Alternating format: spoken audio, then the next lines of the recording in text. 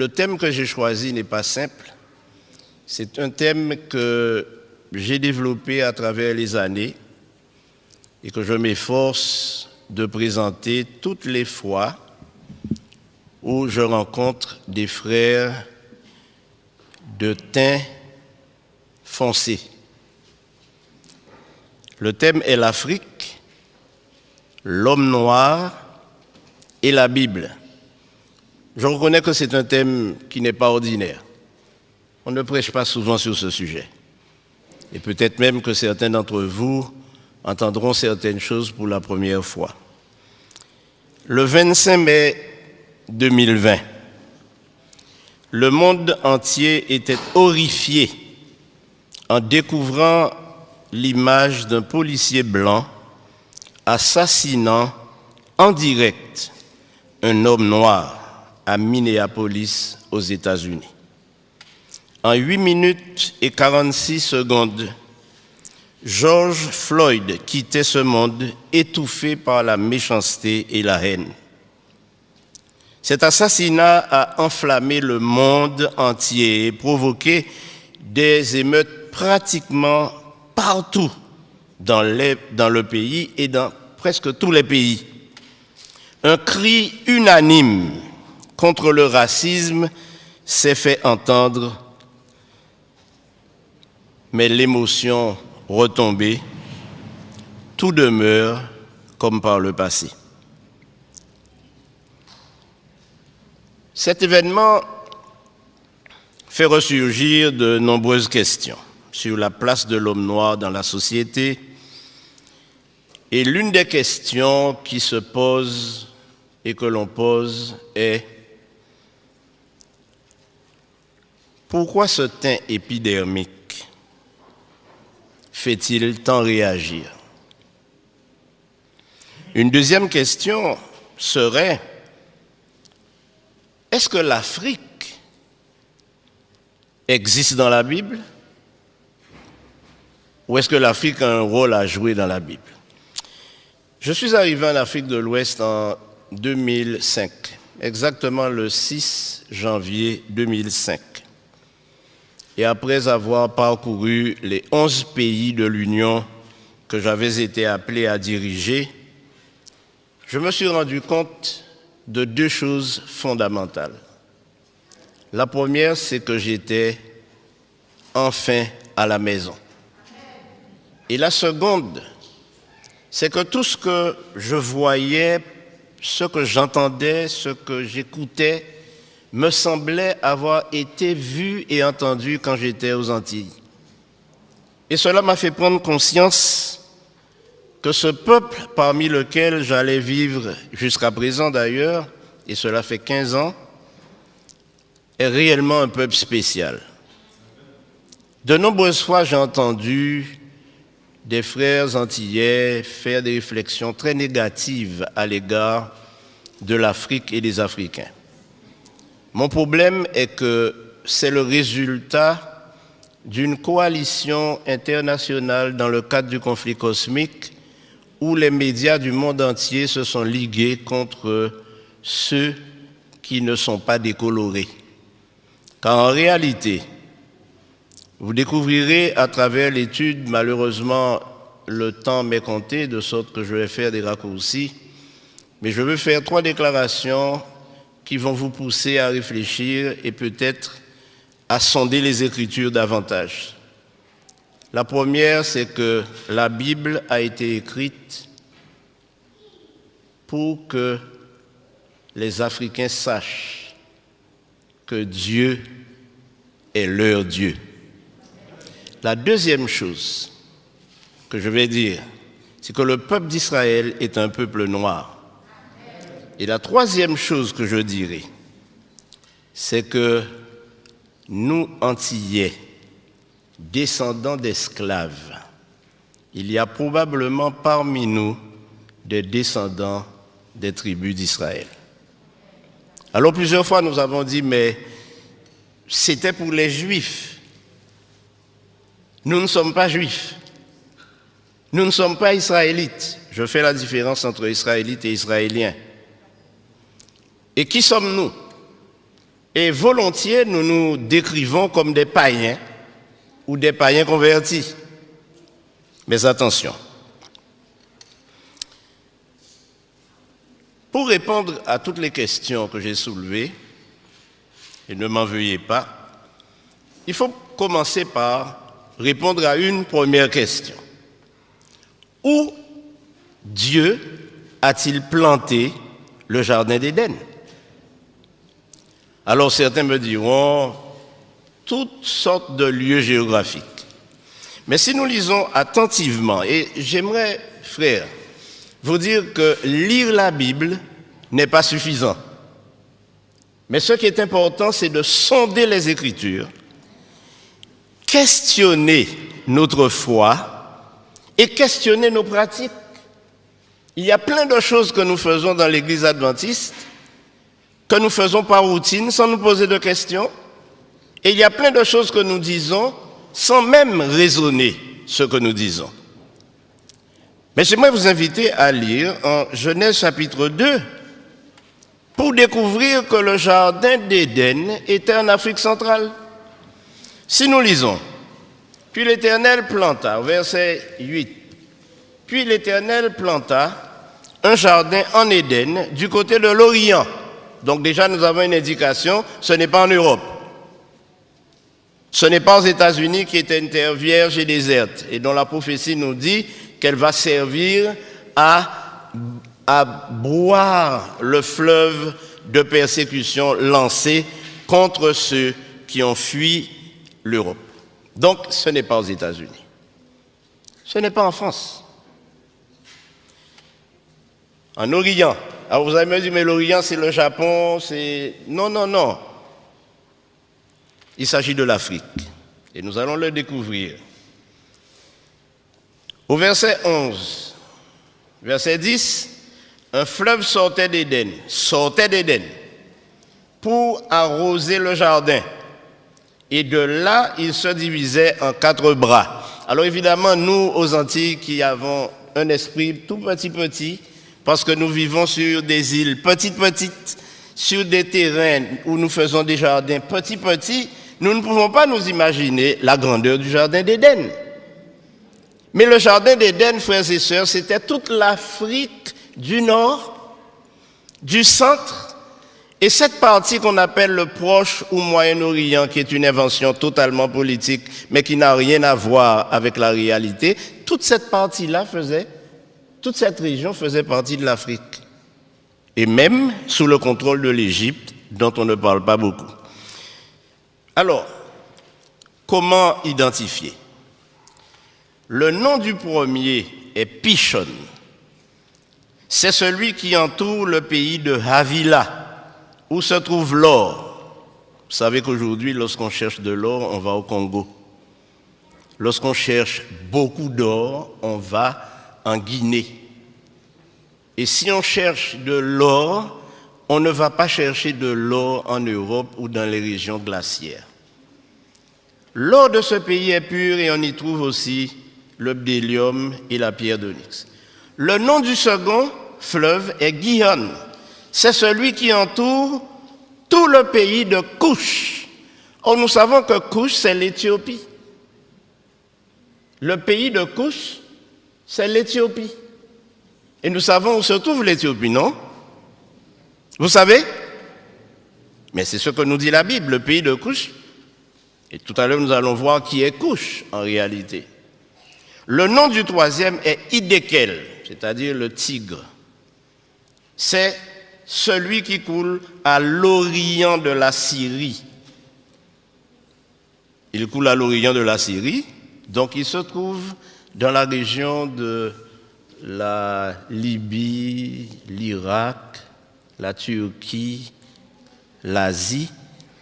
Et si vous découvrez les choses normalement, ce fleuve va jusqu'en Inde, qui faisait partie de cette région qui était sous le contrôle d'un dénommé Nimrod, dont vous avez entendu parler, qui est le premier fondateur des villes et le constructeur de la tour de Babel, ainsi que le créateur de la ville de Ninive.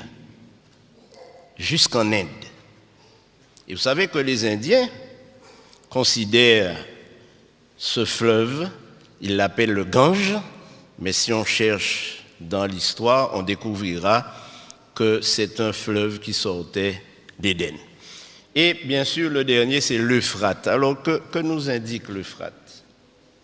L'Euphrate, c'est toute cette région que je viens de décrire. Alors, l'Éternel prit l'homme et le plaça dans le jardin d'Éden pour le cultiver. Maintenant, quand nous allons à la création, nous réalisons que tous les animaux les plus extraordinaires, et si vous voulez voir des animaux extraordinaires, vous devez aller où?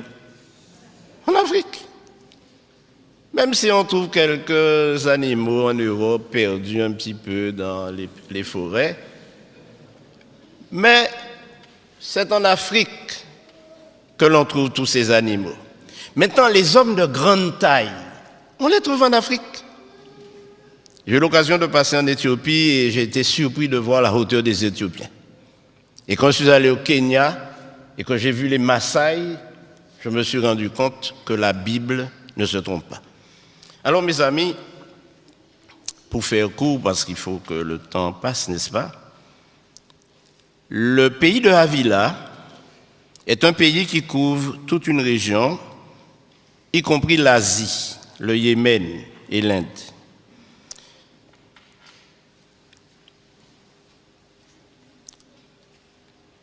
Je pourrais m'arrêter là et vous laisser partir frustré. Et probablement vous posant des questions en vous disant, mais ce pasteur qu'on a invité aujourd'hui, d'où vient-il? Qui est-il? Quel étrange personnage.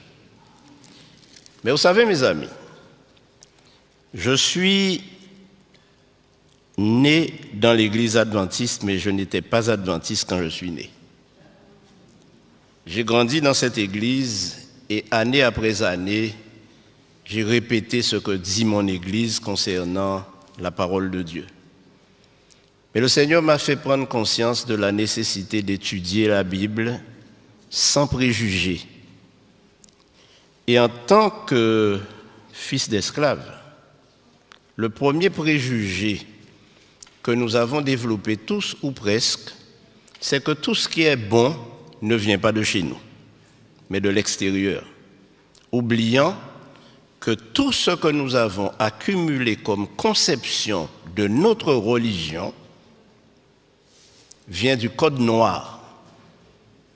Et le Code noir stipulait que les Africains ou les hommes de couleur noire n'ont pas d'âme, ne sont pas capables d'adorer et ils ne peuvent pas avoir un Dieu autre que le Dieu de leur colon, de leur maître. Donc, les hommes de couleur noire ne peuvent pas avoir un Dieu autrement que blanc. Et voilà ce que nous avons cultivé. Et jusqu'à présent, nos enfants, nous leur montrons un Christ blanc, nous leur montrons des anges blancs, et quand nous parlons de Dieu, nous pensons même déjà, nous l'avons déjà coloré en blanc. Mais mes amis, la Bible m'enseigne autre chose. Tout à fait autre chose. Et quand je lis la répartition des nations sur terre, je me rends compte que nous sommes tous cousins et cousines. Car nous sommes tous, mon cher Max, des descendants de Noé. Tous descendants de Noé, à travers ses fils. Or, le seul fils de Noé qui était un albinos, donc blanc, c'était Japheth. Mais Sem et Cam, ou Ham, puisque Cam c'est francisé, étaient noirs. Les Sémites sont des noirs. Les descendants de Sem sont des noirs. Et les descendants de Cam sont des noirs. Et c'est la Bible qui le prouve.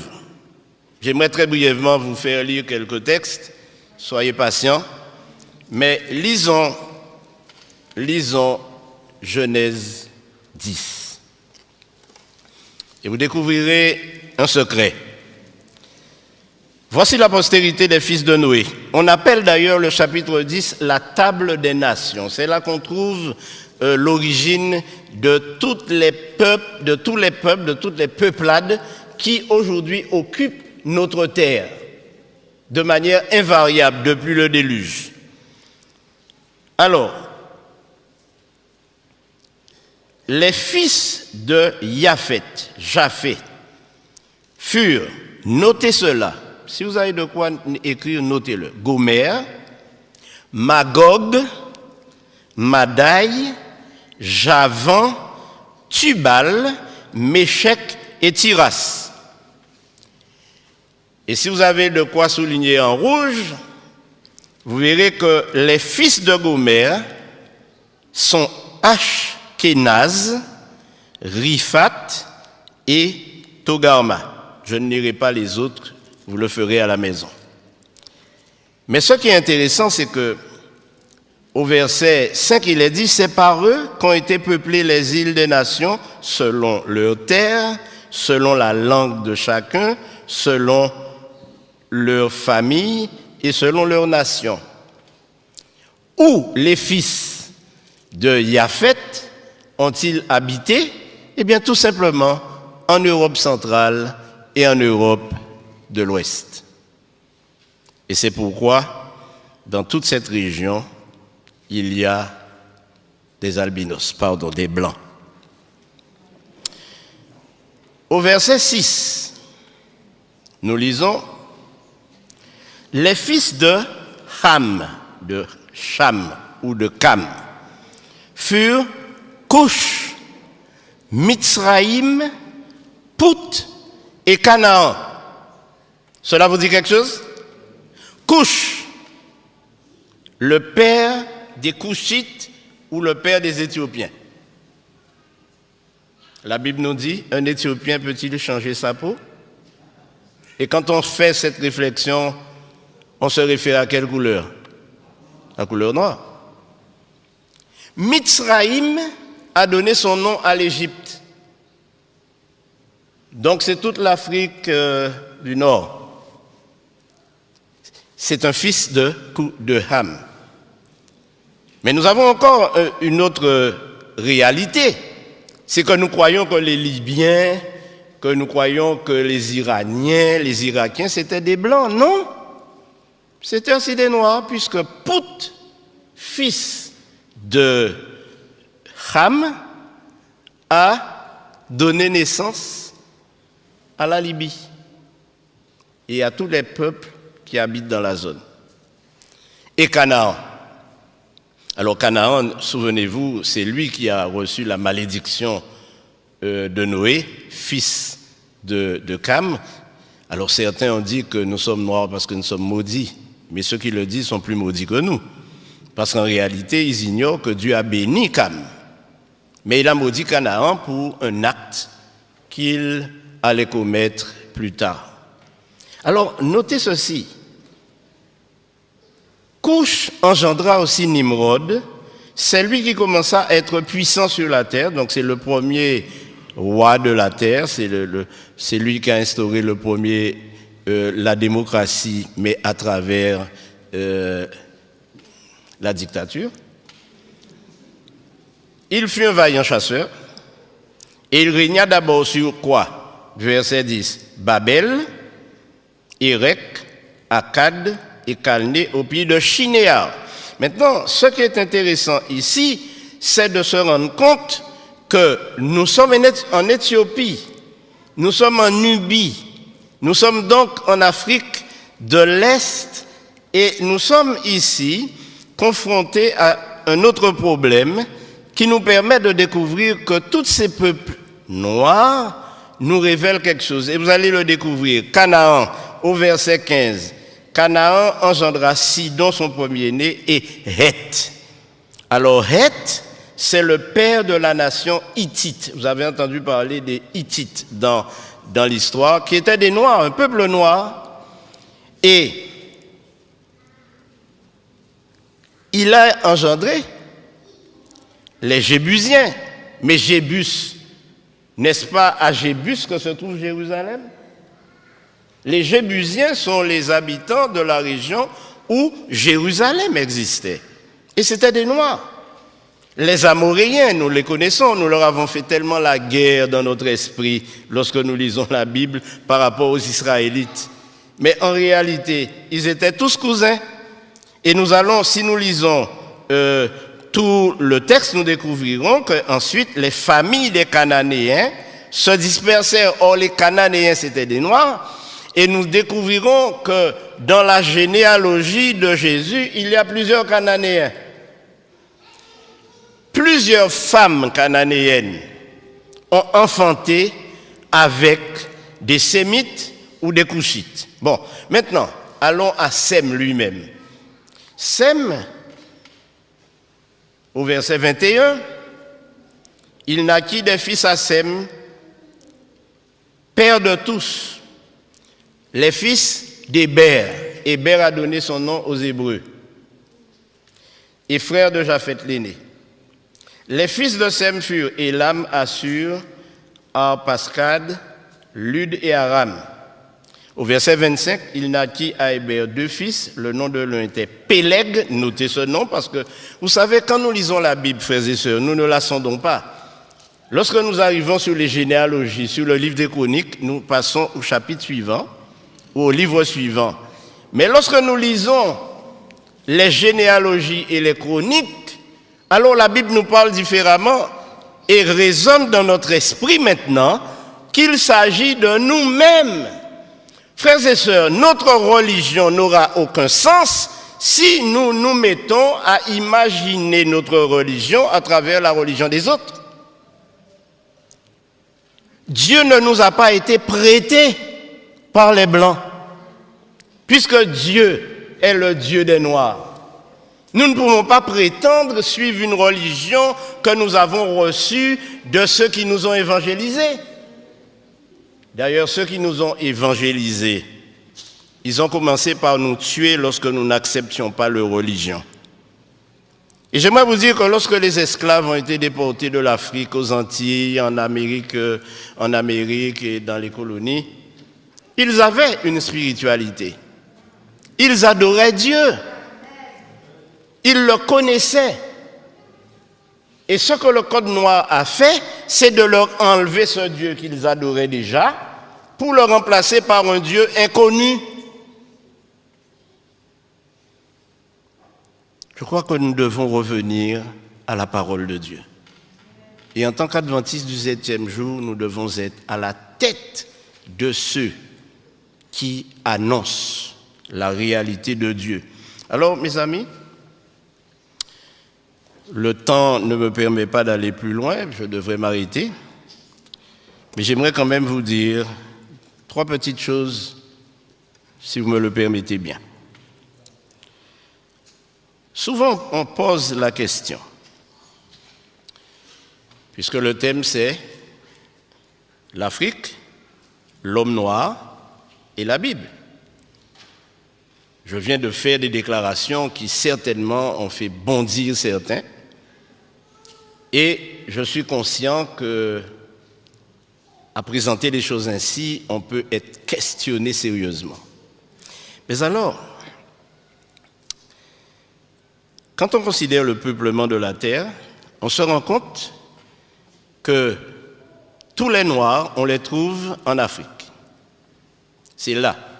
Si vous voulez chercher des Noirs, c'est en Afrique qu'il faut aller les chercher. Et une Afrique qui géographiquement n'est pas celle que nous connaissons aujourd'hui, puisqu'elle englobait, comme je vous l'ai dit, toute une partie de ce qu'on appelle le Proche-Orient ancien, etc. Alors, il y a quelque chose qui a attiré mon attention et que j'aimerais vous révéler ce matin. Nous venons de lire la Table des Nations et pourtant, au chapitre 11, Dieu a révélé une chose très importante. Et quelle est cette chose? C'est qu'il nous donne la postérité de Sem, uniquement. À partir du verset 10, il dit « Voici la postérité de Sem ». Et quand nous lisons la postérité de Sem, il y a des noms qui apparaissent. Au verset 16, il y a Péleg que nous venons de citer. Si nous allons encore plus loin, nous tombons sur Nachor au verset 24, qui engendra Térach ou Térak. Térak qui était qui? Qui était le père d'Abraham. Et Abraham et ses parents vivaient en Ur en Chaldée, c'est-à-dire en Irak ancien, Babylone. Abraham était un noir qui vivait dans un pays noir avec une femme noire, Sarah. Évidemment, lorsque nous lisons le verset 31, nous découvrons que Térak prit Abraham son fils et Lot fils d'Aaron, fils de son fils, et Saraï sa belle-fille, la femme d'Abraham, son fils. Ils sortirent ensemble d'Ur en Chaldée pour aller au pays de Canaan, qui était un fils de Couche. Notez ça. Le voyage d'Abraham a été un voyage extraordinaire que je ne vais pas mentionner puisque le temps ne me le permet pas. Mais lorsque Dieu fait alliance avec Abraham, au chapitre 15 et au verset 18, il est dit: en ce jour-là, l'Éternel fit alliance avec Abraham et dit: je donne ce pays à ta postérité depuis le fleuve d'Égypte. Comment s'appelle-t-il? Le Nil, jusqu'au grand fleuve, l'Euphrate. Or, nous avons vu que ces deux fleuves, ces deux bras de fleuve, sortaient de quel pays? Du Jardin d'Éden.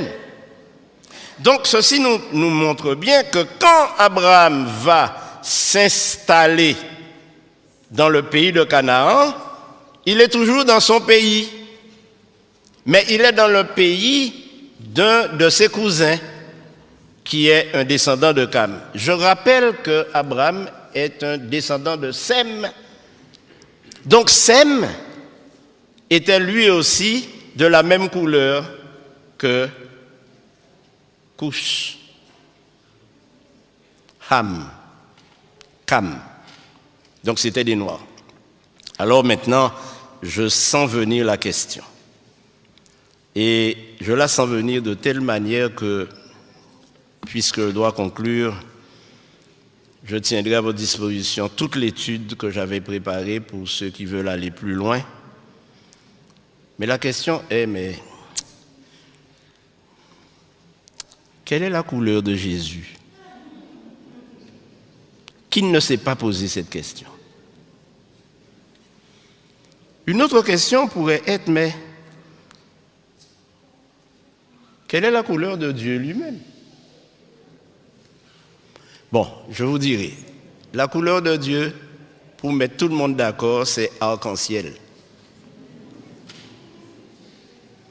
Parce que la Bible nous dit que personne ne l'a jamais vu, mais lorsqu'on regarde son trône, le trône est entouré d'un arc-en-ciel. Donc on va dire que la couleur de Dieu, c'est arc-en-ciel. Mais j'aimerais vous dire, mes amis, que les choses ne sont pas aussi faciles. Dans le Nouveau Testament, nous trouvons plusieurs Africains. L'eunuque, par exemple, il était de quelle nationalité? Il était éthiopien. Donc, il venait du pays de Couche. Maintenant, quel est le plus grand et plus célèbre Africain que nous connaissons? Dites-moi. Même derrière le masque, vous pouvez le dire. La reine de Saba? Non, mes amis, vous êtes trompés. Le plus grand et plus célèbre, plus fameux Africain que je connaisse, c'est Moïse, né en Égypte. Il est né en Égypte. C'est un Africain, Moïse. Un Africain noir. Beaucoup de personnes s'imaginent Moïse à travers le film de Cécile B. DeMille, un vieux blanc, à tête blonde, à cheveux blancs et barbe blanche. Non! Et la raison est simple, mes amis. Moïse a été élevé à la cour de Pharaon pour succéder au Pharaon. Or, nous savons aujourd'hui, et le monde scientifique, les historiens, les théologiens savent que les Égyptiens étaient des Noirs et les pharaons étaient noirs. Posez-vous la question, comment le pharaon qui a demandé de tuer tous les enfants hébreux, s'ils étaient blancs ou métis, je ne sais pas, aurait-il nourri à sa cour un petit blanc?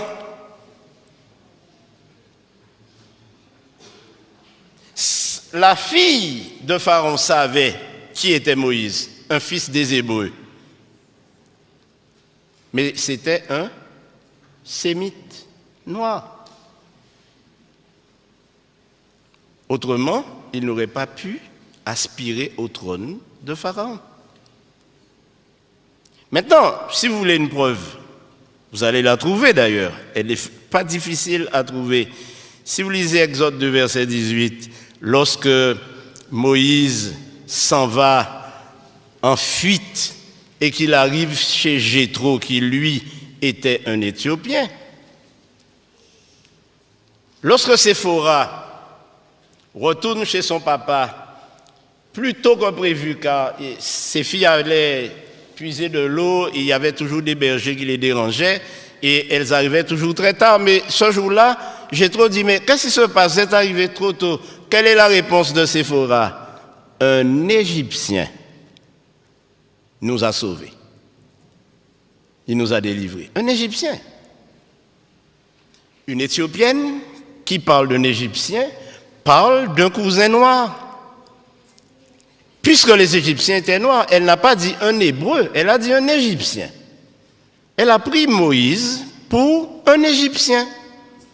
Donc Moïse ne pouvait pas être blanc, mes amis, même si nous voulons le blanchir. D'ailleurs, je profite de l'occasion pour dire à nos jeunes filles qui veulent absolument passer des produits pour enlever la mélanine, faire disparaître leur teint noir parce qu'elles ne sont pas assez jolies. Oh mes amis, lisez le Cantique des Cantiques. Lisez le Cantique des Cantiques. Je suis noir et je suis belle. Alléluia. Lisez le Cantique des Cantiques. Je suis noir, je suis belle. Ça ne veut pas dire que quand on est blanc, on n'est pas beau. Mais quand on est noir, on est plus beau. N'en déplaise, mes amis, de couleur. D'ailleurs, on les appelle ceux qui n'ont pas de couleur vraiment définie et qui sont clairs de peau, on les appelle des leucodermes, c'est-à-dire plutôt blanchâtres. Alors, Moïse était le plus grand noir célèbre que l'on connaisse. Et ceci a été prouvé par le plus grand savant du XXe siècle africain, qui s'appelle Cheikh Anta Diop, et qui a déterminé par ses études et prouvé au monde scientifique que la civilisation égyptienne et noire est la première civilisation du monde. Et aujourd'hui, quand nous parlons, nous disons que l'Afrique est le berceau de l'humanité, n'est-ce pas? Et si le berceau de l'humanité est en Afrique, ça signifie que Dieu a créé Adam et Ève en Afrique. Et quand nous disons que l'Afrique est le berceau de l'humanité, nous oublions malheureusement que l'Afrique a été à l'origine de toutes les sciences, de toutes les connaissances, à l'origine de tout ce que nous avons dans cette civilisation occidentale européenne, mais qui a été détruit lors des conquêtes. Et on a cassé les nez de toutes les statues égyptiennes pour qu'on ne voit pas leur caractère négroïde. Ainsi donc, mes amis, ne nous laissons pas embarquer, mais puissions-nous cultiver une religion authentique. Parce que vous savez que le vrai nom de Jésus n'est pas Jésus. Vous savez que Jésus est un nom grec. C'est le nom d'une divinité grecque. Les Grecs, quand ils sont arrivés et qu'ils ont conquis toute la région, qu'est-ce qu'ils ont fait? Ils ont changé tous les noms. Ils ont changé le nom des divinités, les noms des gens, et ils ont donc traduit Jesus, qui est un nom grec. Mais le vrai nom de Jésus, c'est Yehoshua, qui signifie Yahvé est le Créateur. Et Yehoshua, qui est le nom de Jésus, qui est le nom hébreu de Jésus, nous rappelle une chose que nous trouvons dans le livre, dans l'Épître aux Hébreux, qu'il a créé toutes choses et que toutes choses demeurent par sa création. C'est pourquoi je vous invite ce matin à adorer Yehoshua, qui signifie l'Éternel est avec nous. Maintenant, dans le livre, dans l'Épître, dans l'Évangile selon Matthieu, il nous est dit, on l'appellera comment? Emmanuel, qui est aussi un nom francisé, qui signifie quoi? Dieu avec nous. Bon, personne ne m'a fait signe, donc je vais m'arrêter quand même pour être sérieux. Mais mes amis, il y a deux généalogies de Jésus dans la Bible. Une en Matthieu 1er et l'autre en Luc 3. Ces deux généalogies, je vous invite à les lire, à les comparer. Et vous vous rendrez compte qu'elles sont inversées, c'est-à-dire une commence par la fin et l'autre commence par le commencement. Mais pourquoi ces deux généalogies ont été données? La première, c'est que la généalogie en Matthieu prouve que Marie est bien la mère biologique de Jésus et elle était noire.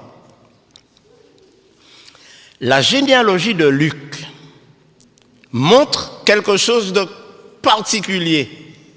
Quoi? C'est que Joseph, le père adoptif de Jésus, était de la même lignée que David, que Marie. Parce que la Bible nous dit, Apocalypse 5, que le lion de la tribu de Juda, le rejeton de David, c'est lui qui est l'agneau immolé et qui nous donne la victoire.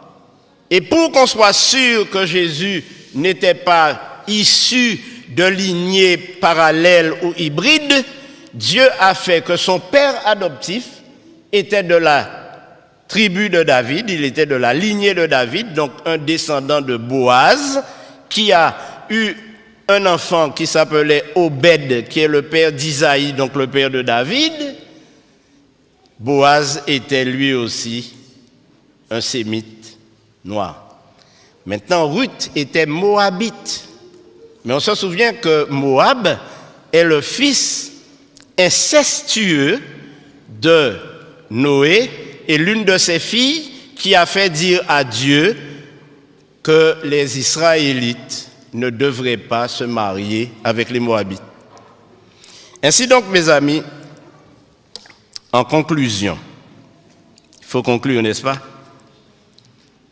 À la question, mais quelle est la couleur de Jésus? Alors, si je vous dis que je ne sais pas, vous ne me croirez pas, après tout ce que j'ai dit. Mais ce que j'ai découvert en étudiant les généalogies, c'est que toute l'ascendance de Jésus, depuis Abraham, est de lignée noire, sémite et cushite. Alors évidemment, la conclusion est simple. Ne me faites pas dire que Jésus était noir, mais si vous me le faites dire, je le dirai. Mais pourquoi? Alors, il est intéressant de lire certains textes, vraiment intéressants. Et mes amis, je vous invite à lire la Bible, l'étudier, la scruter, chercher. Nous allons lire 3 textes qui seront pratiquement les derniers, avant la conclusion. Si nous lisons Daniel 10, verset 5. Daniel 10, verset 5, et nous trouvons une description intéressante. Il a dit, le 24e jour, verset 4, du premier mois, j'étais au bord du grand fleuve qui est lequel? Hidékel, donc le Tigre. Il était en Syrie. Je levai les yeux. Je regardais et voici, il y avait un homme vêtu de blanc et ayant sur les reins une ceinture d'or. Son corps était comme de chrysolite. Son visage brillait comme l'éclair. Ses yeux étaient comme des flammes de feu. Donc ses yeux étaient de quelle couleur déjà? Rouge. Ses bras et ses pieds, ses bras et ses pieds, les parties visibles, étaient de quelle couleur? De bronze. Et le bronze est blanc? Qu'en pensez-vous? Vous avez déjà vu des statues en bronze qui sont blanches? Eh, vous êtes vivant? Oui ou non? Non! Il est question de l'airain poli. L'airain, c'est couleur comment? Cuivre, couleur bronze. Si vous brûlez du cuivre, il devient noir. Or, Daniel nous dit qu'il a vu les bras et les pieds de quelle couleur? Airain poli. Il n'est pas le seul. Il n'est pas le seul. Puisque Ézéchiel fait la même description. Et Jean, lorsqu'il voit celui qui marche au milieu des étoiles, il se rend compte de la même chose. En plus, il donne un détail, c'est que ses cheveux étaient comme de la laine. Vous avez déjà vu la laine? Vous avez déjà vu des gens dont les cheveux ressemblent à de la laine? Une chose est certaine, mes amis, si je laisse pousser mes cheveux, ils ne vont pas devenir longs et lisses, ils vont devenir grainés comme de la laine, et même s'ils sont blancs, cela voudra dire que ce sont des cheveux de noir. Bon, je vous laisse tranquille parce que certains passeront un mauvais sabbat. Alors, en Jean 8, 32, le Seigneur Jésus-Christ lui-même nous dit, vous connaissez ce texte? Vous connaîtrez la vérité et la vérité vous affranchira. Ce dont nous avons besoin aujourd'hui, frères et sœurs, c'est d'être affranchis de tous les concepts, de toutes les idées, de toutes les philosophies que nous entendons dans les sermons, que nous entendons dans les études, que nous entendons des gens afficher et affirmer. La Bible nous dit que le peuple noir n'est pas maudit, que le peuple noir fait l'objet de l'attention de Dieu, parce que Dieu s'est adressé à des Noirs. Alors vous me direz, mais et Japhet, et quand on va en Israël aujourd'hui faire du tourisme, il n'y a que des Blancs, c'est normal. Parce que les fils d'Askénaz, qui sont allés habiter dans les pays de l'Europe, de l'Est, entre la mer Caspienne et la mer Noire, dans le royaume Askénaz, ont été chassés. Et comme ils ont été convertis au judaïsme, il n'y a pas une goutte de sang sémite dans le sang des Askénazes qui vivent aujourd'hui en Israël. Ce ne sont pas des sémites, ils sont des Askénazes, fils de Japhet. J'ai dit qu'il était albinos, comme Ésaü, qui sortit du sein de sa mère, était roux, un albinos. Et Jacob, lui, il était normal. Donc, ce qu'il faut retenir, c'est que tous ces concepts que nous avons développés et qui font de nous des personnes complètement complexées, lorsque nous sommes dans un milieu où nous ne retrouvons pas les couleurs auxquelles nous sommes habitués, nous sommes complexés, nous avons l'impression d'être inférieurs. Nous ne sommes pas inférieurs devant Dieu. Au contraire, nous sommes des enfants d'Israël. Il y a de cela 2 ans, j'étais au Ghana. J'étais à Kumasi, au Ghana. Et là, j'ai rencontré de nombreuses personnes qui m'ont dit « Nous sommes des descendants de Siméon ». Et ceci a éveillé mon attention. Mais savez-vous ce qui s'est passé?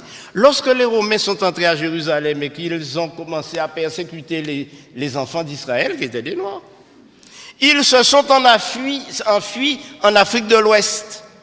Et c'est pourquoi aujourd'hui, pratiquement toute l'Afrique de l'Ouest est peuplée de descendants d'Israélites. Cherchez Et vous trouverez à Mans, en Côte d'Ivoire, des descendants de la tribu de Dan. Et si vous allez jusqu'en Afrique du Sud, vous trouverez les Lemba, qui eux aussi sont des Israélites, qui pratiquent tous les rites juifs sans avoir été évangélisés par aucune nation. Alors mes frères, Simon de Cyrène, c'était un noir. Mais je terminerai par ce qui va vous renverser sur votre siège. L'apôtre Paul était un noir. Et je vous donne la référence, lisez-la à la maison. Acte 21, versets 37 et 38. Quand l'apôtre Paul s'est présenté, on lui a posé la question, mais n'es-tu pas cet Égyptien qui soulève des foules?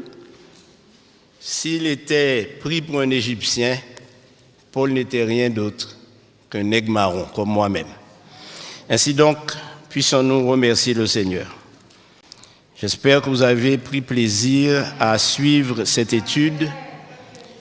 Ne faites pas la révolution parce que ce n'est pas le but, mais surtout, n'oubliez pas quelque chose. Notre mission en tant que peuple adventiste, de teint foncé, c'est de faire connaître Jésus. Et c'est d'annoncer son retour. Le Jésus qui reviendra sur les nuées viendra pour prendre avec lui toutes les nations, tous les peuples. Et c'est pourquoi il serait bon, mes amis, que nous lisions, malgré tout, Acte 17, 26 à 28. Et je vous promets que je ne vous ferai pas lire plus que cela, puisque j'ai largement dépassé mon temps, mais je ne souhaiterais pas partir sans que nous lisions ce texte avec un autre esprit et une autre vision. Acte 17, verset 28. Il a fait que tous les hommes, vivant sous cette terre maintenant, sortis d'un seul sang, il n'y a pas de race, il n'y a qu'une seule race. Il n'y a pas de race blanche, de race noire, de race bleue, de race jaune. Il n'y a qu'une seule race, un seul sang. Je ne connais aucun sang qui soit d'une autre couleur que rouge. Et la Bible nous dit, il a fait. Qui a fait cela? C'est Jésus. Que tous les hommes sortis d'un seul sang habitassent sur toute la terre, la surface de la terre, ayant déterminé la durée des temps et les bornes de leur demeure. Il a voulu qu'ils cherchassent qui? Le Seigneur, et qu'ils s'efforçassent de le trouver en tâtonnant, bien qu'il ne soit pas loin de chacun de nous. Amen. Car en lui, nous avons la vie, le mouvement et l'être. Un jour, le Seigneur apparaîtra et nous serons surpris de le voir.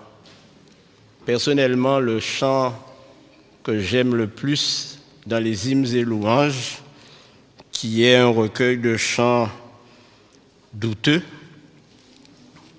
c'est le 512.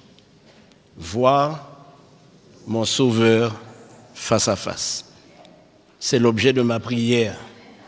Qu'il soit blanc, jaune, bleu, rouge ou noir, quand je le verrai, je le reconnaîtrai, parce que c'est mon Sauveur.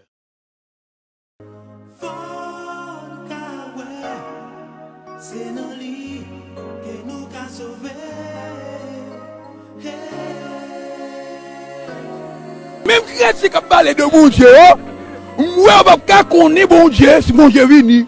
Si tu as dit bon Dieu, vrai. Parce que vous ne pouvez pas les théories de la représentation. Ou vous ne pouvez pas anticiper un bagage, son bagage qu'on nous, ou la représentation déjà. Ou vous doit attendre bon Dieu, ou pensez que c'est négocié qu'on a beau, à bord leur film, non? Ou est-ce que Dieu va être à 27 jol? 18 oreilles, est-ce que vous oui? Oui, vous connaissez déjà?